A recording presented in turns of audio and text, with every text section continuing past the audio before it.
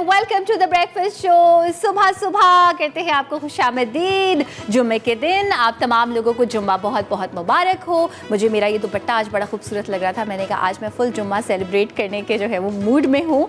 ये पूरा वीक हमने मनाया आपके साथ, और आज पूरा जो है वो टाइम मनाएंगे international women's day, but international women's week हमने तो आपके लिए मनाया। हमने आपको मिलवाया उन ख़वातीन से जो कि अपने अपने शोबे में कमाल काम कर रही हैं, पूरी दुनिया पे इम्पैक्ट छोड़ रही हैं, पाकिस्तान से स्टार्ट करते हुए। आज हमारे शो में दो ऐसी ख़वातीन मौजूद होंगी। एक का ताल्लुक़ एक इतने बड़े नाम से है। जब हम बात करते हैं अब्दुल सत्तार ईधी मरहूम साहब की, तो वो फाउंडेशन जिसके बारे में कोई जिस पे उंगली नहीं उठा सकता, कोई कह नहीं सकता कि ये फाउंडेशन जो कहती है वो करती नहीं है।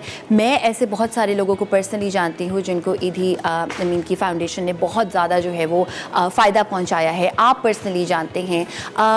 अमूमन ऐसा होता है कि जब कोई बहुत बड़ी ऑर्गेनाइजेशन होती है, जो भी उसका फाउंडर होता है या जो उसका को फाउंडर होता है, जब उनकी वफ़ात हो जाती है तो उसके बाद कुछ डगमगा जाती है सिचुएशन, और वैसी क्वालिटी नहीं रहती उस ऑर्गेनाइजेशन की जिसके लिए वो फेमस होती है।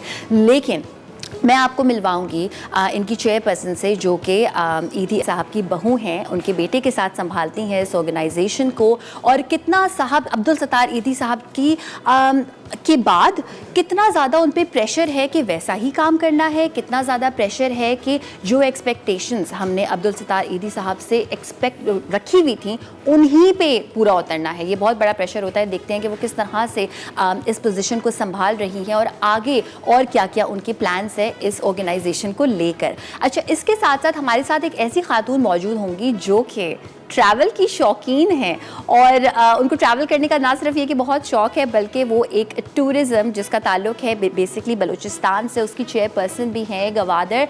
एंड वो हमें दिखाएंगी बलूचिस्तान उनकी नज़र से, और उनकी नज़र से देखेंगे तो सही देखेंगे बिकॉज़ वो वहाँ पे काम करती हैं, और जितनी भी टूरिज़म से रिलेटेड हमारे सवालात हैं वो हम उनके साथ जो है उनसे पूछेंगे, और फिर हम प्लान बनाएंगे वहाँ जाने का और देखने का, एक्सप्लोर करने का।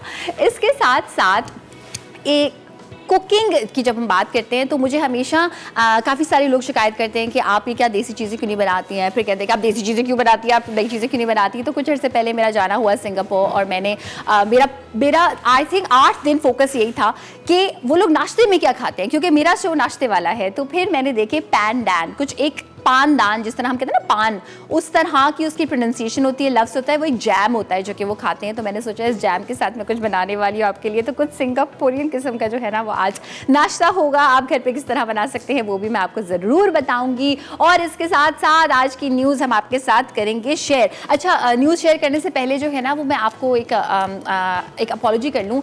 आज के शो में जो अजीब अजीब सी आवाज़ें आपको आएंगी उसके लिए मैं पहले से अपॉलॉजी कर रही हूँ, बिकॉज़ हर किस्म की और हर फ्रीक्वेंसी की खांसी दस्तयाब होगी, बिकॉज़ फाइनली जो मेरे आसपास सबको हो रहा था मुझे भी हो चुका है। So excuse me for that. But इसी रोड के साथ चलते हैं हमारी न्यूज़ की जानिब। इंफरटेनमेंट पहली न्यूज़ हमारी ये है, जो कि बाय द वे न्यूज़ भी नहीं है, ये तो हमने सिर्फ ऑब्जर्व किया। हम कहते हैं कि पाकिस्तान में जितने भी विजुअली इम्पेयर्ड लोग हैं उनके लिए ज़्यादा ऑप्शंस अवेलेबल नहीं है। जो हमारे ATMs हैं, अगर आप उनके नंबर के साथ देखें तो कुछ एम्बोस्ड डॉट्स नज़र आएंगे आपको।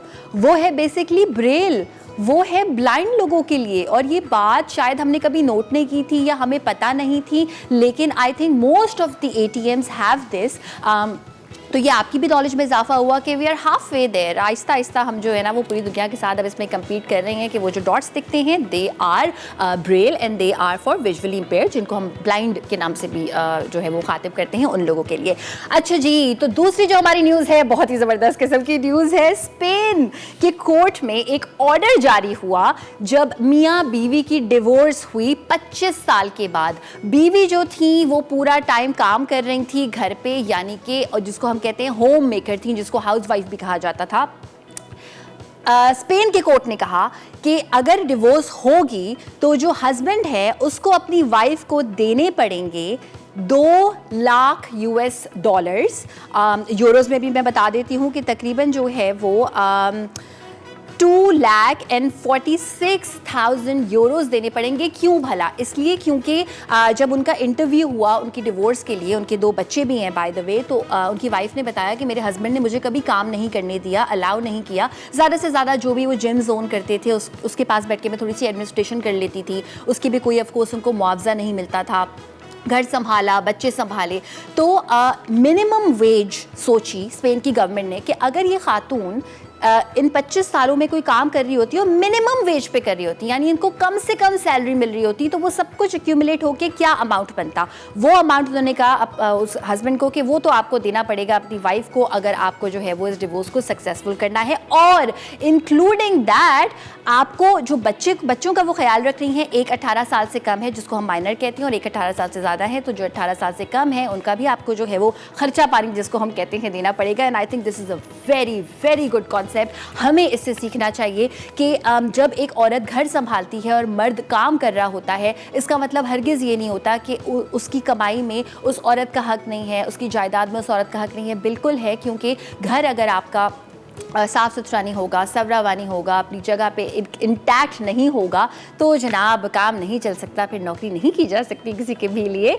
अब हमारे पास टाइम है ब्रेक पर जाने का, लेकिन ब्रेक पर जाने से पहले हम आपको दिखाना चाहते हैं इंटरनेशनल वुमेंस डे पे हमारा जो हम नेटवर्क है, हम मसाला नेटवर्क है, उसमें सुल्ताना सिद्दीकी, सुल्ताना आपा ने हमारे लिए एक ज़बरदस्त किस्म का अरेंजमेंट किया था, जिसमें बहुत सारी अकम्पलिश ख़वातीन आई थी, उन्होंने हमें कुछ सिखाया। हम चाहते हैं आप उसकी एक छोटी सी क्लिप देखें, ब्रेक पर जाएं, और जब हम ब्रेक से वापस आएंगे तो ब्रेक से वापस आने के बाद कुछ सिंगापुरियन नाश्ता हो जाए, कुछ पैनकेक्स हैं जो कि पैनडैन पैनकेक्स हैं। क्या है आपको बताएंगे ब्रेक से फ़ौरन वापस आने के बाद। जल्दी से वापस आ जाइए।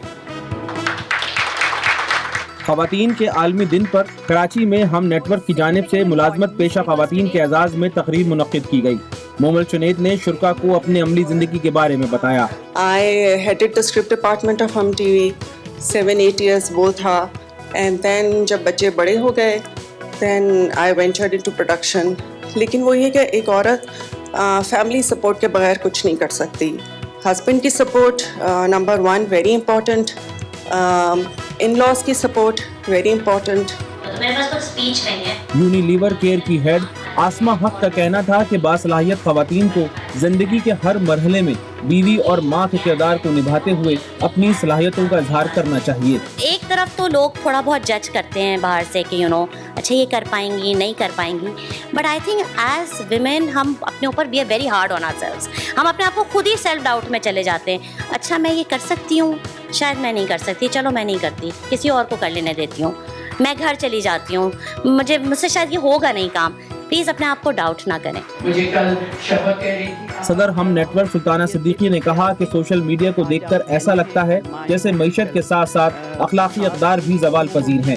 ख़वातीन किसी भी सतह पर बदजुबानी को बर्दाश्त ना करें। आप अपने इदारों में भी ज़्यादा से ज़्यादा ख़वातीन रखें, और हमारी असेंबलीज़ में, हमारी पॉलिटिक्स में पॉलिटिशियंस जो हैं वो सीट्स उनके लिए ज़्यादा होंगी तो माहौल भी अच्छा होगा और काम भी बेहतर होगा। क्योंकि ख़वातीन जो है हमेशा पीस चाहती हैं, अमन चाहती हैं, प्यार चाहती हैं और बेहतर नफासत के साथ काम करना चाहती हैं। तकरीब में सुल्ताना सिद्दीकी ने ख़वातीन के आलमी दिन की मुनासबत से केक काटा और मेहमान ख़वातीन में घुल मिल गईं।